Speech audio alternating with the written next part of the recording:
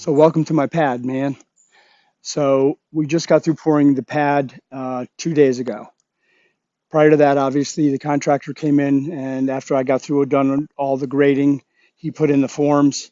We filled it full of stone, and we poured the pad 2 days ago.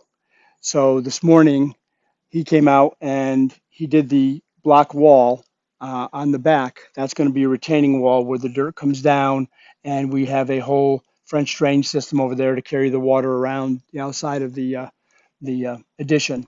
So we're pretty much set, ready to go for him to start framing. As you'll see in the video here, that we had quite a bit of grading work to do. I've got a lot of dirt that I've got to move out of here yet and get out of here.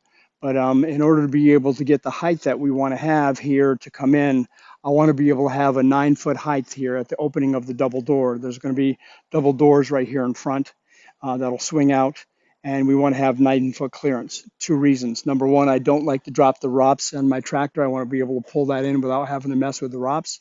And number two, our donkey trailer is just about 8 foot tall. So that's going to give me just a little over a foot. It's like 7'8", 7'9". It's going to give me a little over a foot clearance to be able to back that in here. Again, the concept being is that I'll be able to get hay in the donkey trailer. We don't carry them a lot in the trailer unless we're taking them to the vets, but I do use it all the time for getting hay. So the game plan is to be able to store hay in our regular hay barn up in the donkey paddock, and then I want to fill the trailer with hay and pull it into here.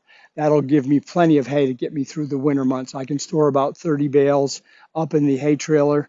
Up in the hay stable, and I'll probably be able to store about 30 bales in the trailer. That'll give me 60 bales over the winter. That's more than enough for my two donkeys. So that and hang some shovels and do whatever we have to do in here. I'm getting really pumped about getting the addition done.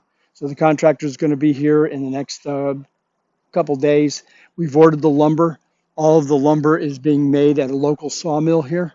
We're not buying anything from any of the Lowe's or Home Depot locations. We may have to buy a couple little pieces of pressure treated wood here and there, but the majority of it is all going to be true 2x4s, 2x6s, and obviously the siding board and batten that will match the other part of the barn.